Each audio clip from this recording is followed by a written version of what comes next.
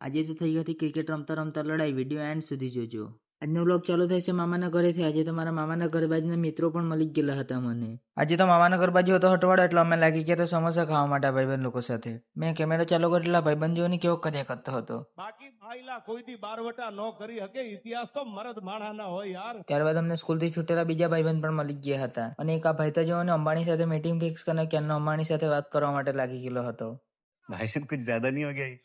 मतलब कुछ भी. ઘરે આવ્યો તો મામાની છોકરી અને મારી બેન લોકો ટીવી જોયા કરતા હતા. ત્યારબાદ અમે બપોર પછી ભાઈબંધ લોકો સાથે આવી ગયા હતા ફરવા માટે. અને ભાઈબંધ લોકોને જોઈને કેવા હિચક્યા ગયા કરતા હતા. અને ભાઈ લોકોને જોઈને કેટલા ગોળ ગોળ ફર્યા કરતા હતા. અને એટલામાં એક ભાઈ તો પડી જ પણ ગયો આ જોવાની. ત્યારબાદ અમે બનાવવા ગયા હતા બેલ. અને ભાઈ લોકોને જોઈને કેવા બે જણા મળીને હિચક્યા કરતા હતા. मतलब वो अलग ही लेवल का बंदा था।